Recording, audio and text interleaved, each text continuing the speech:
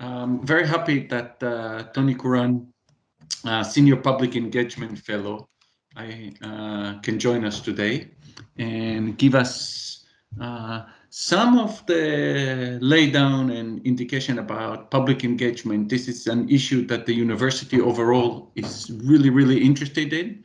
And as a researcher, personally, I'm very interested because we are doing much of our research is being done for the public and is being sponsored by the public. So public engagement, I personally believe, is a really important issue, and the university believes it's an important issue, and everybody around education believes it's an important issue. So I'm very pleased that Tony will provide us some indication about what's going on at the university, and we'll take it from there, and hopefully there will be other sessions. I would like just to introduce myself. My name is Yaniv. I'm an associate professor at the business school. I'm also working as CHEP, championing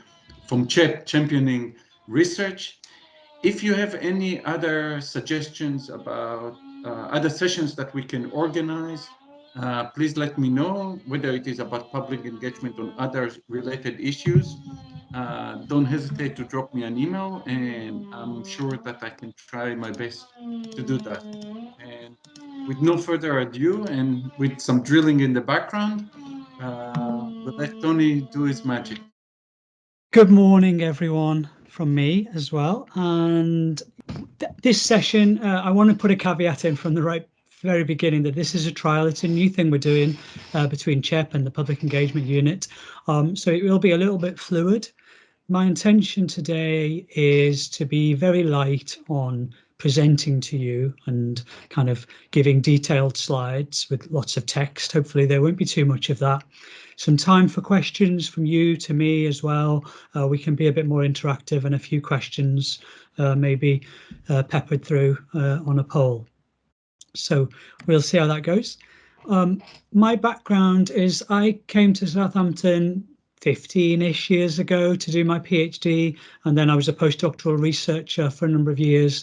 And through my PhD, and then more and more as a postdoc, I was getting involved in public engagement and finding it really interesting. And so my career path has transitioned actually out of research for now into full-time kind of public engagement support for the university as a whole. So that means for all of you, regardless of which faculty you're in, and also my own science communication. I love it that much. I do it on the side as well as my university job. I get out there and do my own kind of public engagement still quite a lot. And you'll hear a bit about the public engagement opportunities through the session. But yeah, I just wanted to kind of give you that kind of vague background that, I was a researcher, so I understand from the research perspective, but also I've really got the value of public engagement, as you might imagine, having put more emphasis on it in my own career path. So yeah, that's me really on slide number 1. So moving on to slide 2. This is not really, a learning session, but it's always good to have a few things up front. So this is what I want you to be able to do after this session today, is describe what public and community engagement is, and a little bit about why you might want to do it. You'll be able to state some of the ways that you can get involved in this here in Southampton. And finally, you'll know where to go, who to contact, or where online you can go for more information when you want to look it up in future. So straight off, what is public engagement?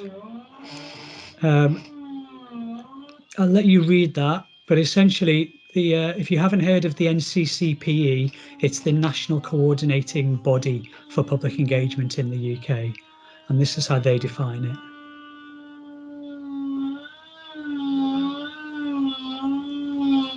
One of the key things in that short statement there is that it's a two-way process. So it's very much about interaction and listening, and it's not about benefit for the university or for the researcher only, or even for the person you're engaging with only. It should always be a two-way benefit and a two-way process. And some of those photos at the bottom there just give you a few initial snapshots of what public engagement might look like. You know, really depends on the kind of subject matter that you're in. But these are things that we've done in previous years in Southampton, whether it's, you know, archaeology related in the top left photo. The second one in is our team. I'm in the bottom right of that, I remember, in Glastonbury, running the science tent in Glastonbury. The third one across is the anechoic chambers. So it can be on campus based that we do this public engagement, or it can be out in the field somewhere. You know, I think the fourth one and the one underneath it on the bottom right are in Avenue campus when we've done the Human Worlds Festival. And the fifth one as well, you can tell by the colour of the pink t-shirts. The sixth one around, so second one in on the bottom, is at BBC Countryfile Live a few years ago. And that was, again, archaeology making a logboat live. And I'm not sure about the seventh one. It might have been Science and Engineering Day with groups of children down in Valley Gardens, getting hands-on and getting their hands dirty, learning about some form of science. I put this slide in because I'm going to share the slides with you later, and so I'm not going to show the video now. But you know Mark Spearing as the you know, the head of kind of research and impact at the university, and he's also the champion for public engagement as well as other things. And so you can watch this couple of minutes of him explaining from his perspective what public engagement is and why it's important. What I'm going to attempt to do now, before we move on, is do a short poll just to break it up. I always like to break things up when I'm presenting, and hopefully you're not all starting to fall asleep already or get bored and listen to other things. So if you look in the chat briefly, you can see I've just put a code in and a web URL, vvox.app. So if you open a web browser, it can be on your phone or in a tab on your computer, and just type in that vvox.app, and then it will ask you for a 9-digit code.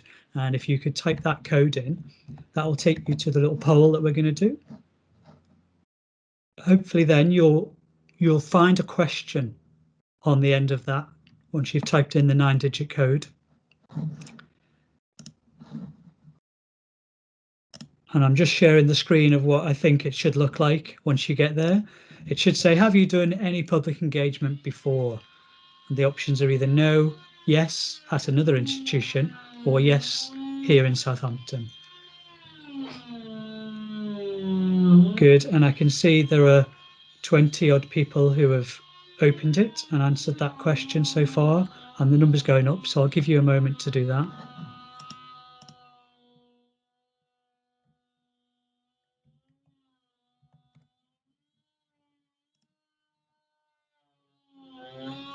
Okay, we have 46 of us in the session right now, and we now have 29 who have answered the poll.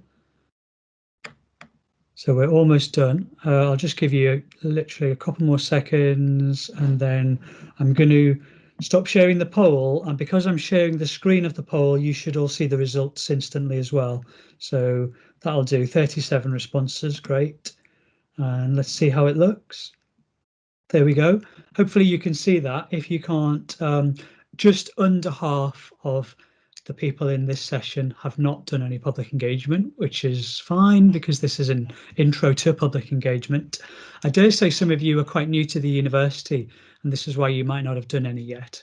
And also almost a third of you have done some public engagement, but not here, only somewhere else. So I'm going to now share with you some ways that you could get involved with it here in Southampton. And it's good to see that just over half of you, when you add in the 20% that have done some here, just over half in total have done some public engagement in the past. So that's great. We'll move on then to a little bit on why. Why would you want to do this thing called public engagement? So there's a few things on the slide there.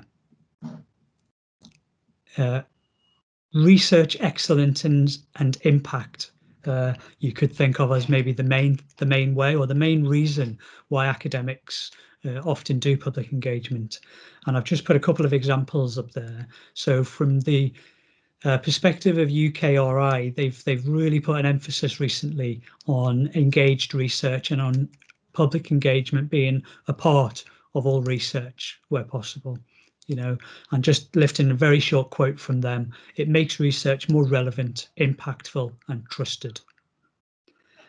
And then some of you, depending on where you are in your research career, may or may not have been involved in the REF, the Research Excellence Framework, and these things called impact case studies. So a big part of the REF and how we get assessed through the REF as an institution are the impact case studies.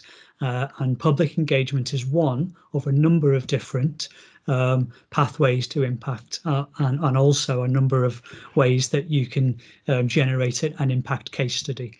And we, as an institution in the past REF and in the one that's just been submitted, huge amounts of work have gone into that, and a big number of the impact case studies which have been submitted this time around and which were really highly scored last time around featured a lot of really high quality public engagement. And so for those of you who either now or in the future the REF matters, that's one of the reasons why you might want to consider doing public engagement. Another one might be funding. As researchers, you often want funding, and it's more and more through the changes in the councils, the UKRI and other sources of funding. More and more they want you to be demonstrating not only what great research you're going to do, but also why it's going to matter, how it's going to change the world, what impact it's going to have. And one of the ways that you can do that, or even the way that they make a requirement for you to submit the funding application, is to demonstrate how you're going to do that. And maybe through public engagement is one of those ways. And that's where pathways to impact can be a requirement of some funding applications. And then also you can think about the wider benefits to society, to the university, to the research, and to you as the researcher. And just moving on to the next slide. I mentioned the NCCPE earlier, and they suggest these 6 different purposes of public engagement. It's about sharing what we do. Yaniv said at the beginning that often the research is funded by the public in one way or another, and so we almost have a requirement to share what we do and the outcomes of the research with those people ultimately who are funding the research, make it more accessible and open to them and transparent. Another purpose is really responding to societal needs and to requests, and you can do that a lot better if you're engaged with the public or different publics, depending on what research it is, and you can really identify what the societal needs are better. Another way is creating knowledge together and doing research together. That can be a purpose, and it can make the research better. You've got a lot of knowledge as a researcher, you're considered an expert in your field, but when you want to start having societal impact or doing research that affects a certain body of people, it's usually a good idea to ask those people what matters to them and how it might impact them. And often what you find when you conduct some public engagement is you get new insight, you get new ideas from those people, because they will have a different perspective than you do. And that can really help you to make the research better. Applying knowledge together, learning from others, changing attitudes and behaviour. Some other ideas there. When you think about really world-changing, issues and areas that you might work in, going right to the kind of idea of climate change as one example. A lot of what we want to do is reduce the impacts, reduce the negative problems in society, such as climate change. And to do that, you really need to change attitudes and behaviour. And you can do that a lot better if you've shared your research, your outcomes with the public, and if you've engaged them and brought them along with you on the journey of your research. Okay. Maybe before I go to the next slide and give you kind of the answers, have a go at the next question on the poll. So if you go back to the VVox poll, it should still be open for you. I've opened the next question. Yeah, there you go. People are starting to find it now. So go back to the browser or the phone page app that you had the VVox poll on, and have a go at that second question. So in a single word, you can have multiple goes at this, but as soon as you enter a single word, it will already submit. So it has to be a single word so we can generate a word cloud. State how you think you as a researcher might benefit from public engagement. So a lot of what I've talked about so far has been why it matters to the recipients of your public engagement or to society, but why might you, or how might you as a researcher benefit? Now, over half of you have done public engagement already, so you might be drawing on your experience. For those that haven't, you might put an idea, doesn't matter, of how you think you might benefit if you do some in the future. And as I said, you can have 2 or 3 goes. This is a bit of a trial. We'll see how it looks when we stop the poll and generate the word cloud in a moment. So I can see 30 of you have submitted at least one answer so far. And there are 6 more who have opened it but not submitted anything yet. So I'll give you a few more seconds.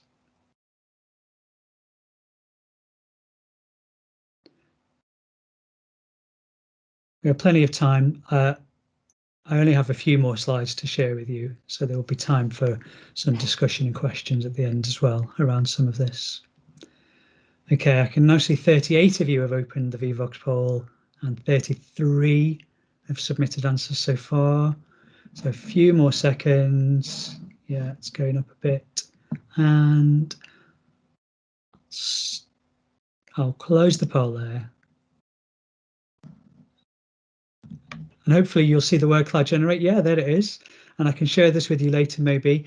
So that's great, isn't it? I don't know how big it is on your screen. You can maybe close the chat or make it full screen if you want to see some of the detail. But the words that appear bigger in that word cloud are the ones that multiple people submitted. So it might give you ideas. It might help with learning, both your learning as well, and it might give you some great feedback. It might help your knowledge. It might help with an application, which might be for funding. Enjoyment, I like that one. I'll come back to that in a moment. Yeah, that's great. And fun, funding, connection. There's a lot of great answers there, though. I won't say them all. You've had a little look at them, and we can find a way to share this with you afterwards. So that's great. Thanks for that.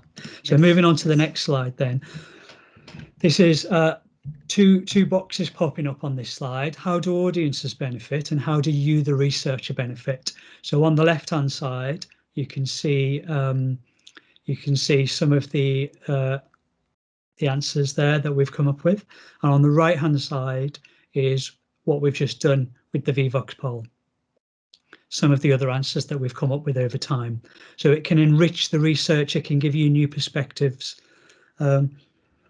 One that maybe didn't come up quite so much is it can help with your communication and listening skills. It's great kind of transferable skills for you to gain whilst as a researcher, especially if you're an early career researcher, to push yourself and to get out there and be able to explain your research in a way that is understandable and meaningful to what we call a lay audience, people who don't have the depth of knowledge in your subject area that you do. And being able to do that is a real skill that you need and you will continue to need in your careers. And so this is one way that you can practice that. Can open up new opportunities and new collaborations, and I'll talk about some of the ways that you can do that here in Southampton shortly. Yeah, grant proposals and funding bids. A moral responsibility we talked about earlier, and satisfaction was definitely on the word cloud, wasn't it? As was generating impact and enhancing the research quality. This is something time and time again that we're being told happens when we do high quality public engagement. And then on the left-hand side there, you can see some of the societal impacts and benefits that you can have through conducting public engagement on the audience and in society.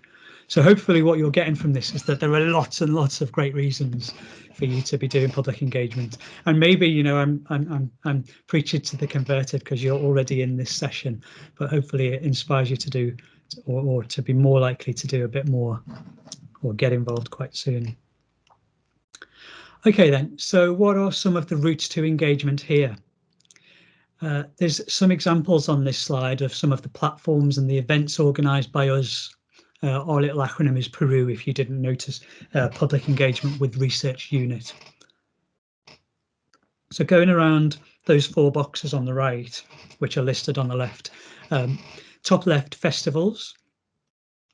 So you may or may not be aware, hopefully most of you are, that we do 2 main high-level festivals at the university each year. In the spring, in March, we have the Science and Engineering Festival called SOTSEF, and that happened a month ago in a virtual way this year, as it was last summer. But prior to that, for 15 years, it's usually a week in March, culminating with a really high-profile Saturday called Science and Engineering Day, where we take over at least 2 campuses of the university, and literally 10,000 or more people come onto campus. We have hundreds of activities, hundreds of members of the university community bring their research and talk about it and explain it to the public on events during that festival. And similar in the Human Worlds Festival, which is the next one coming up in November. That is the Humanities Festival, usually most focused down on Avenue campus, but quite broad as well. There's lots of social science and arts, as well as the core humanities kind of subjects that get involved in that festival. And again, it's a week-long program with evening events and special things during the week, maybe, some school children focused events, but also culminating with the Hands-on Humanities Day, which is a whole day where we take over the campus on a Saturday and do lots of fun interactive activities, and hundreds of people come to that event. So you can come along and get involved in those in some way if you'd like to. The second thing over on the top right is the roadshow that we've run for over 10 years now. We call it the Bringing Research to Life Roadshow because hopefully it brings research to life. It sparks it, it makes it interesting. The methods and the activities that we take on the roadshow are really, showcasing good quality public engagement of good quality research in an interesting way. It also brings it to life in the sense that it takes it out from the university campus, which is not accessible to a lot of people, and it takes it to places regionally, to a lot of fun events and events where we engage with people that otherwise would not be engaged with research. So it allows you to access new audiences. And for this year, we're just coming out of this most recent lockdown. It's going to look very different. Hopefully we're going to do something later in the summer. Maybe try a few smaller events, so for example, Southampton Pride in late summer is going to take place. I think it's in Guildhall Square again, and the roadshow has been to that once, and we're looking to take the roadshow in a small way to that again, and maybe 1 or 2 other smaller events during the summer. In a normal year, and hopefully next year again, we'll be back to this, we tour maybe up to 10 quite high-profile events between March and August, usually are the core months of the roadshow. And we usually have dozens of researchers, and maybe 10, usually as an average, different big research modules go onto that roadshow and tour around these venues. So it's quite an involved way, but really, more impact and more rewarding. So that's one thing to consider for the future, maybe. On the bottom left-hand side, public engagement hubs are one of the initiatives I've started more recently. There are currently 2 main hubs. There is a Nature and Biodiversity Community Hub, and there is a Health and Wellbeing Community Hub. And if the area that kind of you do your research in touches on nature and biodiversity or environment, or it touches on health and well-being in some way, then joining one of those community hubs might be something that you're interested in. They're quite broad appeal. There are, in the Nature and Biodiversity Hub, something like 100 members at the moment, and in the Health and Wellbeing Hub, something like 200 members at the moment. And it's really nice that these have developed and evolved over the past few years. They're very much community hubs that we as a university run, but they are seen, and I always push them as community hubs that are here for Southampton, for the kind of South Hampshire and principally Southampton community. A lot of members of the hubs are researchers and staff and students of the university, but equally there's a wide range of members of those hubs who are community members. They could be members, so for the Health and Wellbeing Hub, for example, members of various different NHS organisations, community organisations who are there to help enhance various forms of physical, mental well-being and health, or residents, people in Southampton who really care about health and well-being.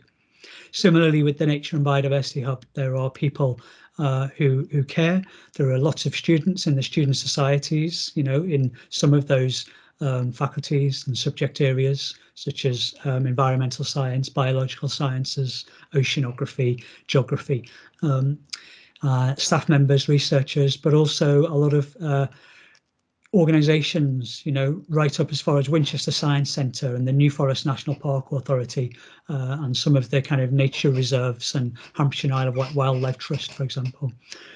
So really great opportunities and ways for you to connect with lots of other like-minded researchers, but also members of the public and the local community through joining those hubs. And together, we can be more connected and do things together. We can we can do events and activities, and we have done for several years, and we will continue to be doing some. And I'll talk about one or two of those shortly. In fact, what I'll do just briefly is I'll pop in the chat as one example. The Nature and Biodiversity Hub is running an event this Thursday in 2 days' time. This Thursday is Earth Day, for those that weren't aware. And I've just popped in the chat a link to the Eventbrite for our panel discussion. So we're doing an online panel discussion about the state of nature through the Nature and Biodiversity Hub. And that's with myself chairing it, a couple of members of the university representing researchers and undergraduates, and then a couple of members of the community bringing their own perspectives and expertise. So that's just one way that we are that the hubs kind of run events and engage with the public, and that you can through being a member of the hubs. And the final box on that slide, bottom right, is the Research Cafe. This has been going, I don't know, 6 years now, maybe. We've done 39 events so far, and it's an informal way that you can engage with the public through giving us a small talk, but it's really done as an informal discussion. The whole kind of nature of the Research Cafe is that it's normally in a cafe. For the first 38 cafes, it was in one of the local cafes in the city, in various venues around Southampton, and we normally have 3 different speakers. So it's kind of an easy way. It's one of the ways I think of as an entryway that you can dip your toe in the water and have a go at doing some public engagement locally. There's not much pressure. You don't need to present to a big audience. It's literally about sitting down with a few members of the public and having a chat with them. You'll say some opening remarks, but then it will be questions and discussion with some people over a cup of coffee. They're usually done as evening events, and we'll move back to that format at some point, no doubt. But again, I'm just going to maybe drop a link in the chat in a moment about the upcoming Research Cafe, which is this Friday. So this Friday, for those of you that weren't aware, is World Book Night. And so I've just popped a link to the YouTube live event that we're running on Friday evening to mark World Book Day, which also doubles as Research Cafe number 40, which I'm really excited about. And for this one in particular, I'm just going to, you probably can't see it unless you look down at the bottom. It doesn't really matter. I'm holding up a book by Philip Hoare, who's one of the professors in the English department. He's just released his new book, his 9th book, called Albert and the Whale. So we're going to be interviewing him and having a conversation about his new book. But but also because it's the research cafe, you know, it will be delving into the research process behind writing a book and being an author, and celebrating World Book Night by sharing our favourite books together and things like that. So they might be events you want to come along to just for interest, but it gives you an idea of the kind of things we do through some of these platforms. And when I share the slides, you'll see on the very bottom left of that slide, there is a link to what we call the spectrum of engagement. I won't share it now, but you can go on our website and have a look at that. And the idea is it's a spectrum of ways that you, as a researcher, can get involved with public engagement. And there's a load of things on that spectrum diagram that you can see on that page that we run as the public engagement unit. Some of the ones I've just mentioned, as well as some others. And then there's a whole range of things. I won't go into detail now of them, but there are other platforms that exist in Southampton that you could get involved in and do some, either you could call it science communication, but in a very broad way of thinking of it, or public engagement. So one of them is the Pint of Science Festival. It might be taking place in May still. I'm not actually sure, I haven't looked it up recently. There's the Bright Club that's been running for some years in Southampton, so that's great as well. And for the PGRs who are in this session, what I wanted to do is make sure that you're aware of the 3-minute thesis competition. It's not quite public engagement, except for the fact that if you get through to the final of the 3-minute thesis, we do push that as a public event and get a wide audience to attend the final. But really, it's a great training tool for you to get involved in, you know, have an initial practice with conducting or explaining your research to a general audience in a 3-minute way. And it's, you know, it's a competition, so it challenges you to do it well. And I would really encourage you to do it. So I've just popped another link in the chat to the SharePoint site for the 3-minute thesis competition, which has just opened for entry. So you've got a few weeks to think about entering, and you'll have a faculty heat. And if you get through to the university final, you'll be in that final event, which will be public. And then the university finalists go through to the national final, which is quite a big deal. And we've had people in previous years go through and be quite successful at that UK final of the 3-minute thesis competition. So do consider having a go at that. And finally, for PGRs, we are working with the Doctoral College on some new public engagement training focused on our postgraduate researchers. So that's one to watch out for as well. What I'll do as well, just while I've got the chat open and I'm throwing lots of links in, which you'll have access to after the session, is I'm just throwing the website in as well. So that's the link to our website where you can find things like the spectrum and other ways of getting involved in public engagement. Okay, moving on to the next slide then. There's not many more. There are just 2 questions. Do you want to postpone them, or do you would like to? Yeah, no, let's go for them. Thanks, Yaniv. Okay, so how many research cafes are organized per year? Is that a common thing, or is that just like sporadic? It varies. It usually varies depending on how much time I have, to be honest. Okay. But there have been 40 over the past 5 years. There's often been 10 in a year. My ambition this year is to have 6. So I did one as part of the Science and Engineering Festival in March. I've got the one coming up on Friday, which leaves 4. So there's going to be one at some point in the summer, early summer, one probably late summer, one connected in some way to the Human Worlds Festival in November, and maybe another one in December.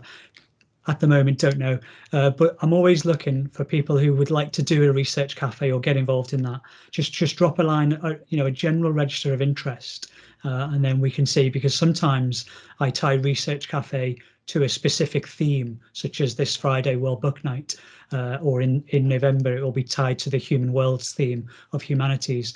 But equally, sometimes we don't have a theme and we just have 3 topics of completely, you know, different interest, and people come along to them. Research Cafe has a good following now because it's been going for so long. So we normally get 30 or 40 people come along to them. Yeah. How How do we know about them? Is it on the university hub? So a Yeah, notification? well, we push communications out when they're coming up as publicity for people to attend. Yeah, the main ways is through social media, to be honest. So the Research Cafe, if you're a Facebook user, you can join the Research Cafe Facebook group. If you follow Twitter, you can follow Research Cafe on Twitter, or you can keep an eye on the website. You know, within the link I just shared of the Public Engagement Unit's website, one of the pages is the Research Cafe page. Maybe one idea is to put it on the university SUST, you know, when they have notification. And the other question is, does the Future City Hub still run? Yeah, thanks for that. Someone's been looking around the website already. You'll notice I did not mention that one.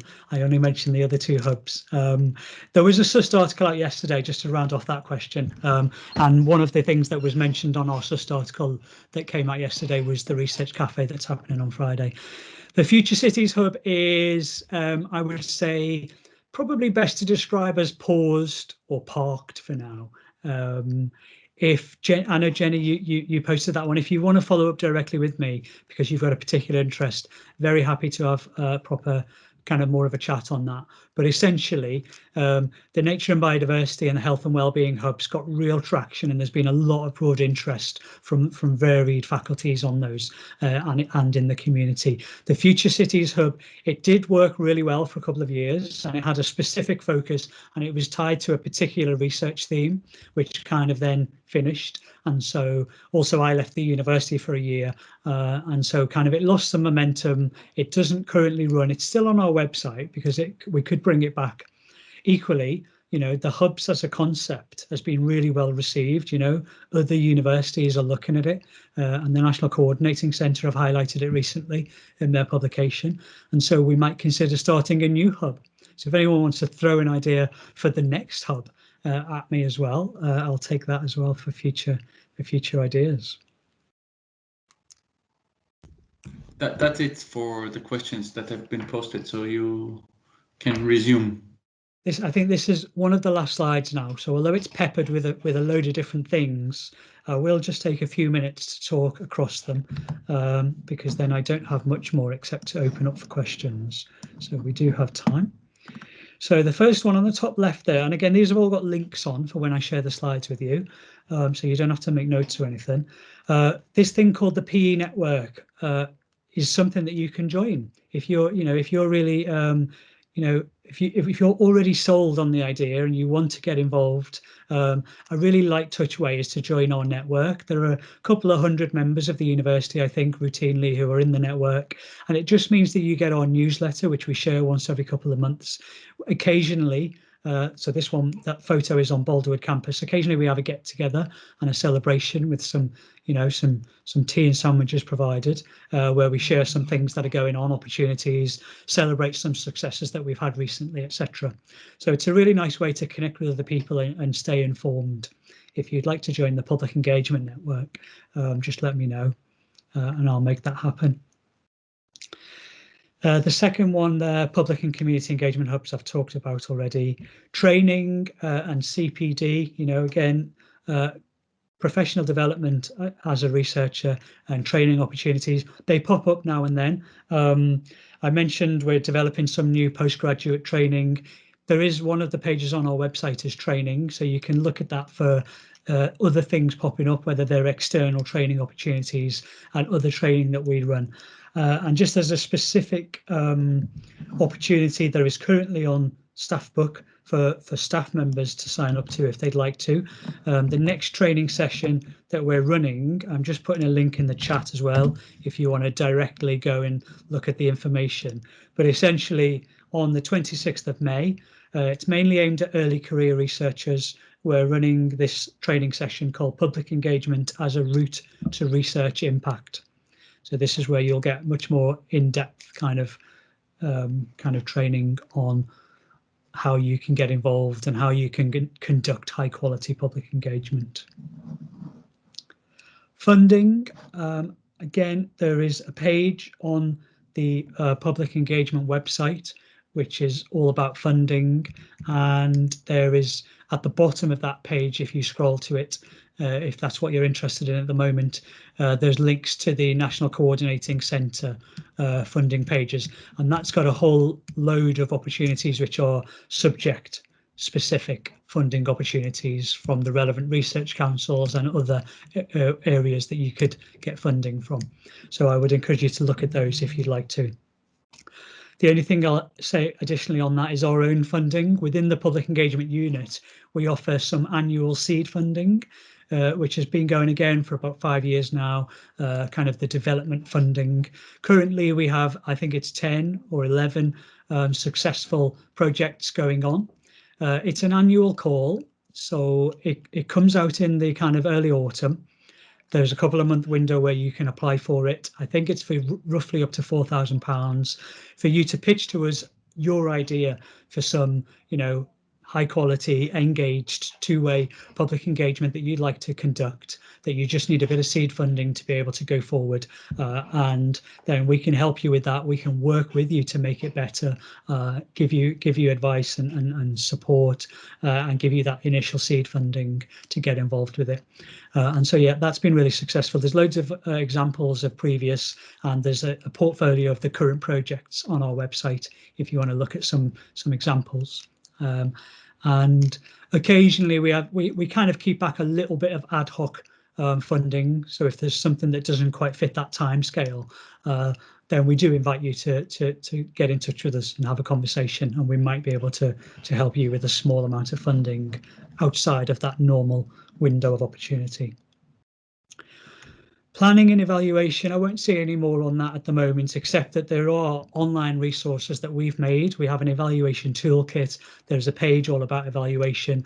It should be, as a good researcher, it's something that you do anyway, but also when you conduct public engagement, it should be a routine thing that you do, is conduct some evaluation so that you know how well it went and you can make it better next time. So just to let you know, there are a whole suite of resources online that you can use if you'd like to about evaluation. The bottom left-hand link there, PERu and Festivals SharePoint. So we do have a SharePoint. There's lots of great resources and we've built them up over time. We've posted a lot on there recently, such as, we're all in this online world now. So lots of tips and toolkits for how to successfully run an online event, how to, successfully engage with an audience online. There's whole kind of slide decks on kind of taking you through the different online platforms that you might want to consider using for good engagement with various public audiences. So I would encourage you to have a look at the PERu and also specifically the Festivals SharePoint sites, which are linked there. The National Coordinating Centre I've also talked about. And the bottom right-hand one there, the activity mapper, there is a database that we keep where you can log and publicise the activities that you already run, or you might want to look at what other things run around Southampton. So that's a great tool that you might want to use in the future. Also going to just try and drop into the, hold on, Rena's got to go in a moment. So I'll just quickly look at that thing that she's posted. Yeah, okay, so that could be an opportunity for that October event. Just get in touch with me, Rena, we could talk about that. So I've just clicked another link there to a project called Ask the Expert, which leads me on to mentioning, I've talked a lot so far about the public engagement unit. We also have the widening participation team in the university. So if what you're more interested in is engaging with schools and school children, then through the widening participation team, there is a suite of opportunities that you could do that. Maybe for different reasons, different motivations, but that's something that you might want to look at. Within our team, straddling across our team and that team is what we have called the SUPO, Schools Universities Partnerships Officer. And she coordinates this thing called Ask the Expert. So again, it's an opportunity. You can log on to that website. The the subject that you'd like to give a talk on. It goes to schools all around Southampton. Hey, here's an expert in this subject area. If it aligns with your syllabus, you can make a request to us for this academic or researcher to come either physically or virtually, or you could come onto campus and have a 1-hour session learning about their research area through this program called Ask the Expert. So that's just one more opportunity that exists. So I think that is all I wanted to say on that. Let's see what the next slide is. So this is almost by way of a summary. If I was delivering this session face-to-face with you now, I would have these little postcards that I would hand out to all of you so that you've got something to take away physically. But for now, you just have it on a slide instead in front of you. So just, yeah, as a summary, this is why we exist, to inspire, to support you and to connect you.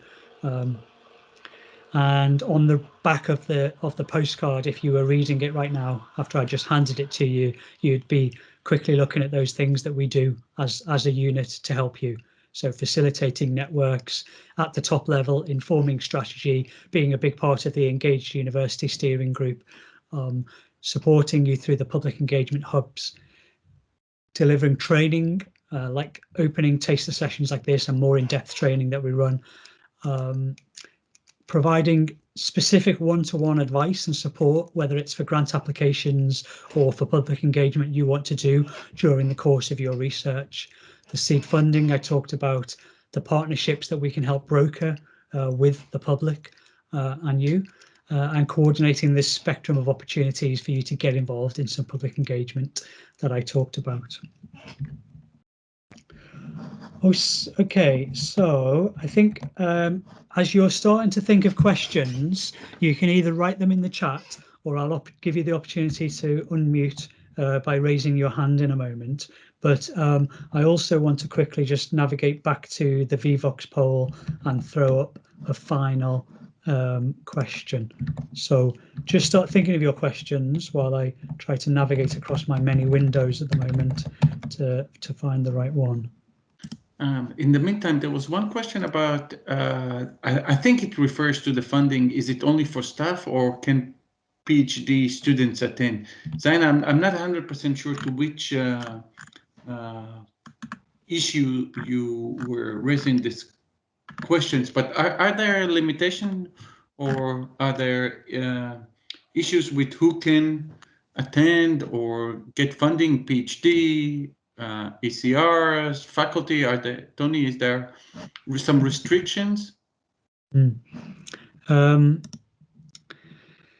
there restrictions? Well, the training I just posted a link to is for staff only. That's for early career researchers. Any staff can attend that, but it's predominantly focused on people who have not done much public engagement so far. And for postgraduate researchers, we don't have the training yet, except we are working with Doctoral College to develop some, so there will be some soon. Okay. Okay. Is the poll open? I don't think it is it? Let me just try again. Just go back. Could everyone try and access the poll again? So vvox.app with the number. I think there might have been a problem because I can't see anyone in the poll. I might just stop it and oh, here we go. Oh, no, hold on. I think it was sharing the results page. Okay, I went too soon.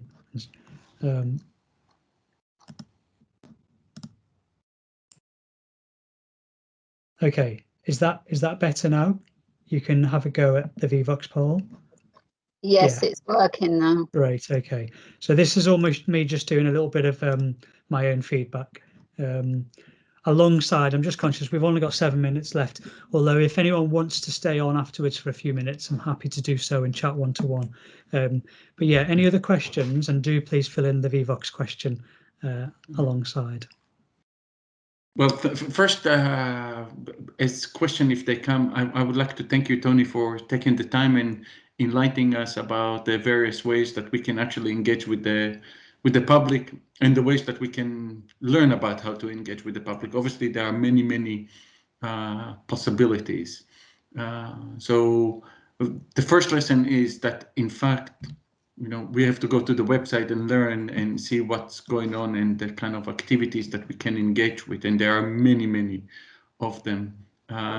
So thank you very much. So Susan asking, do you think SoftSet will be live next year?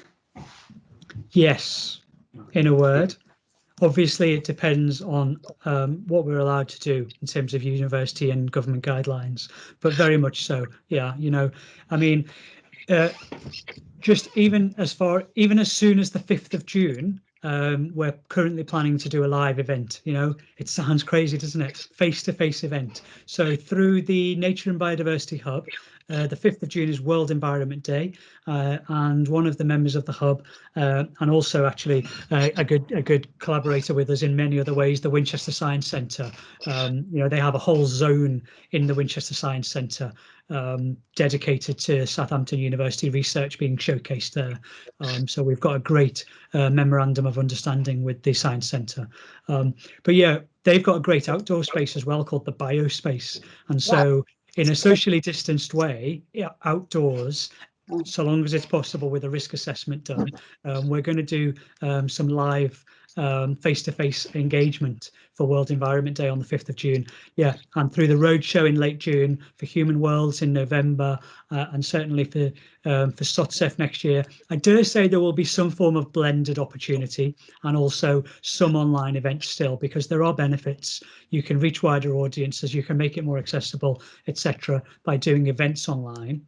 But it is our hope that there will be some face-to-face events and some Science and Engineering Day on campus again next year.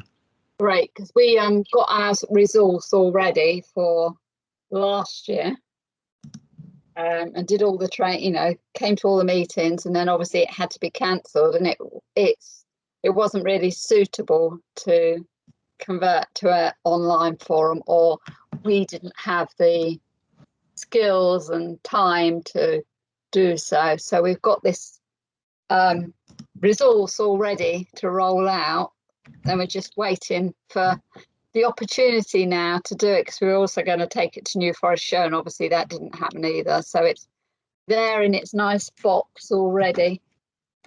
That's great. Yeah. That'd be great. Yeah, we did what we can this year, and a lot of people tried to do some form of online event with mixed success. Some were great, some were not so great. But yeah, that would be good to a lot of those ones that were saved and couldn't happen this time around next year. I'm just sharing quickly the results of the poll in case those are interested. Good to see that 3/4 of you are much better informed, and most a little better informed after today's session, so that's great. And just as any final questions are coming through with a few minutes left of the session, I'm just going to go back to the PowerPoint. There is one more slide to share, which is just some links, and again, mainly I'm going to share this with you so you can click on those links.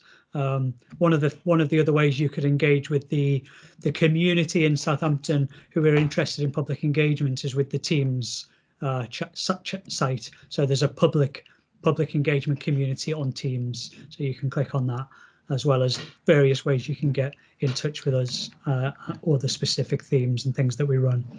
Or find us on social media. Are you able to send us the slides so we can upload them and anybody can download them? Yeah, I can certainly. Okay. In fact, what I can probably do, you can probably put them on the link, but also for in case others are interested who were unable to attend today. Exactly. Yeah. So Yeah. I've just posted the link. So you as CHEP and everyone in the session can grab the slides directly right now from that Excellent. link. Thank you. So in many cases, people want the links or to go over some of the issues of the material, and this will give them the opportunity to do so. Yeah, and also, we're a friendly bunch in the public engagement team, so just get in touch with us. And pending any final questions, I'll throw my final plea to you now, and then I'll hand over back to Yaniv. Is public engagement is not only a route to impact and for public benefit. You've seen today how there can be lots of benefits to you as the researcher, and from my personal experience, let me just tell you that it can be and usually is very fun and very rewarding to do as well. So my challenge to you is to look around, look at what's going on, look at some of the opportunities, have a think about what you could do, and then maybe take your first step. Take your first step into doing something and see how it goes. Yeah, I think it's a wonderful experience. I haven't done so in my previous institution. It was real fun working with kids and with the general public. There can be a lot of enjoyment. It's a completely different experience because it's not academic in the sense that you, like a conference where you're being judged on the statistics or whatever it is that you are doing. It's more really for engaging with the public and having some of your ideas being delivered to individuals that otherwise would probably never have access to this kind of material. So it's really nice and really rewarding. So I hope the individuals had learned quite a bit about what your unit does, what the unit does, and if there doesn't seem to be any more questions. As Tony indicated, I've been in contact with Tony, and I can vouch safely that he is very nice, and the team seems to be very nice. So don't hesitate. And again, I'd like to thank CHEP for taking the initiative and organizing it. And if you have other ideas, anybody that is still there that think that there are other sessions that we can organize, either with Tony or in other ways, just let me know. And finally, I'd like to thank Tony for his time and effort in preparing the session and teaching us some of the activities and ideas that are going on with the public engagement. Excellent. Thank you. Thanks all. And thank you everybody for coming. Yeah. See you soon. Bye, Tony. Have a nice day.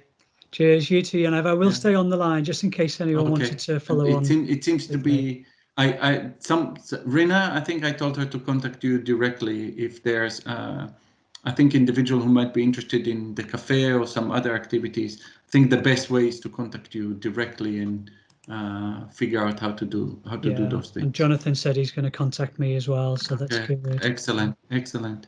If you recruit one or two out of this session, that's already well, I wouldn't use the word recruit, but yeah, I know what you mean. Yeah. If one or two, if something comes out of it, that's benefit for both sides. That's usually what we find, whether it's a research cafe, someone wanting to do the festival, joining one of the hubs, etc. There will be, so that's great. There you go. I've already received one email. I would say music to my ears, but mixed feelings about emails. But no, that's great. I will respond to the email. Very good. If anyone would like to unmute and just have a chat, do so at this point. We've stopped. Zena, you had a question. Would you like to say, or Vanessa? Just quickly, I'll unmute. Hi, I'm Vanessa. I've sent you an email, Tony. Sorry, it's actually That's okay. It's a really draft note as you were going through speaking, just with a few bits that we've been doing and some things that we've got. I'm actually a teaching fellow, so I've never really joined these sessions or taken part because I'm not ref active, and I was really pleased to hear you saying it's not necessarily about just ref. It's about engagement and community, which is a lot of the work that I've been doing for the 10 years I've been at Southampton. So I've just sent you an email saying we've got a couple of things going through as placement modules, and I'd be really interested to get some advice from you, maybe join up some dots. Any funding is always great as well. So yeah, just to learn a bit more and be a bit more engaged with what's going on across the university.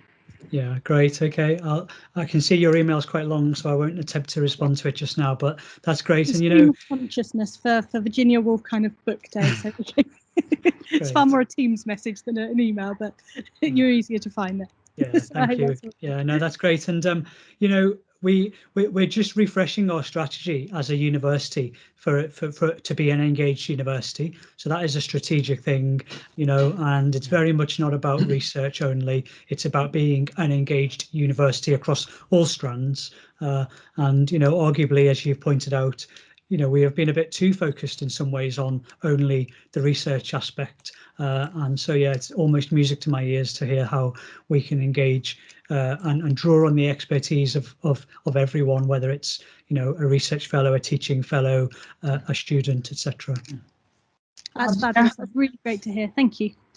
Hello. Hi, Yaniv. Hi, Yaniv. Tony, how are you? Thank you for a wonderful session. My name is Zaina Nazir. I'm doing my PhD at the FEFS, Faculty of Engineering, on my third year.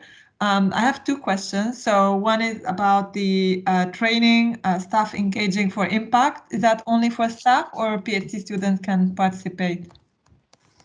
So that one is only for staff, unfortunately, but we are developing a training session for postgraduate researchers. And in the previous years before the pandemic, I used to run about 4 different training sessions which were open to postgraduates. I have not had time to adapt them to online training yet, so I will look at returning those to being opportunities in the future as well as we move back to face. So there, yeah. Wonderful. And the other point is I do get invited a lot to conferences as like keynote speaker or expert in smart mobility and smart cities. And I mean, one example, at the House of Parliament, I was invited as a smart mobility expert, and I do put that on my LinkedIn and you know, my Twitter. So I'm quite active on, especially on LinkedIn. But it would be nice, and I always put University of Southampton, but I thought it would be nice somehow to get connected with you, to inform you. One, for example, earlier, actually last week, I was the keynote speaker at the CIHT, it's the Chartered Institute of Highways and Technology and Transport. So, and I always put the University of Southampton logo, but I think no one know about it from Southampton. So I thought it would be nice maybe to inform someone from university to kind of, I mean, clearly my point is promote the university. So yeah, it would be nice if I get connected with someone. I don't know if that's part of REF, or I don't know what this is part of. Yeah, well, it's not part of REF, not this time around anyway, because REF is done now. It's been submitted, and it's about specific selected research. But yeah, no, it's interesting, and you know, I dare say some of the things that you do when you give these keynote addresses, you could turn that into, you know, whether it's a research cafe talk or an Ask the Expert talk, or, you know, Bright Club, Pint of Science, all sorts of things. You know, one of the festivals, there's ways that you could use that material that you've already generated to have some more benefit and public impact more locally. And so, yeah, we could maybe help connect you or give you an idea for how you could use that material again to do some more public engagement. That would be maybe useful.